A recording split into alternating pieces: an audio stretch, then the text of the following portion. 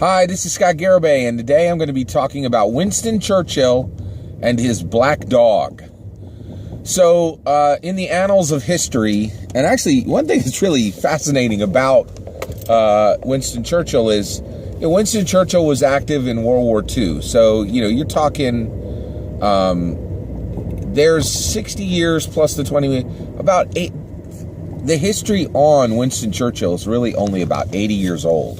It's not even a century old, so it's pretty recent when it comes to history, right? Well, there have been literally probably well over 1,000 books easily written on Winston Churchill. And one of the themes that has been carried across many of these books is Winston Churchill's black dog, which was a term that was used by him in one particular letter where he had a bout of where he was very, very sad. And so black dog stood for, as a term that meant Winston Churchill's depression. So I just listened to an excellent podcast. I highly recommend it. It's called Black Dog. The podcast title, the podcast series is What Really Happened by Andrew Jenk. And basically, this whole series was about, hey, and this episode of What Really Happened is called Black Dog. And what happens is Andrew Jenk is a big Winston Churchill fan, and he's done a huge amount of research on him. And he tried to pitch this story where he would do a documentary on Winston Churchill's depression, right? And nobody wanted to make it. He could not get funding for it. And so as he began to research, he found something shocking, and that is he found a gentleman by the name of Paul Reed. Paul Reed is a historian, he's a writer, he's a researcher, he's a historian, and essentially Paul Reed believes that the reason why people think that,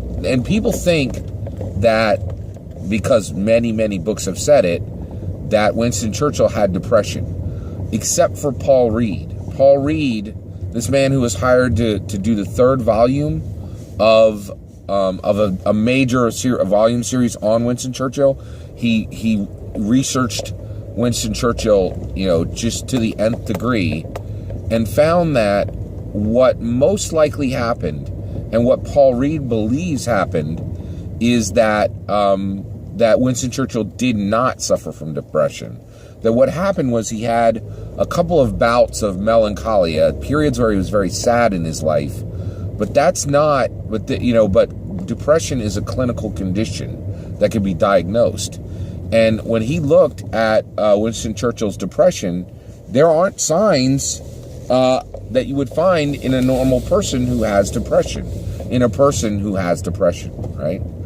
And so basically, Paul Reed is this outlier, and he's saying the reason we believe to this day that Winston Churchill had depression is because Winston Churchill's doctor, after the wars, was, actually there were a lot of people who came along, and he needed money, and he wrote a book. And in that book, Paul Reed believes that Winston Churchill's doctor took this black dog comment out of this one letter, and really blew it up into a case of depression. So now actually I actually agree with Paul Reed. It's hard for me to believe that someone could have performed at the level that Winston Churchill did with depression and alcoholism, right? Actually, I will say this too. It's incredibly difficult for me to believe that that you could perform at the level Winston Churchill did with alcoholism. So for both of those, that seems like a stretch.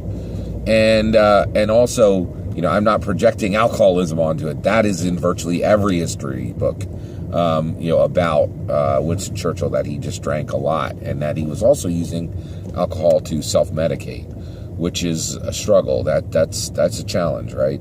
So I definitely point you to this. It's really interesting. And one of the things too that is really fascinating to me is why are we Why do people have this desire to project this depression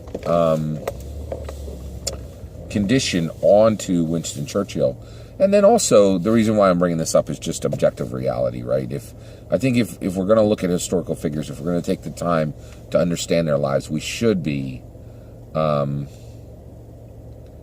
careful how we proceed, absolutely, and we should want to know the truth about the important people in history.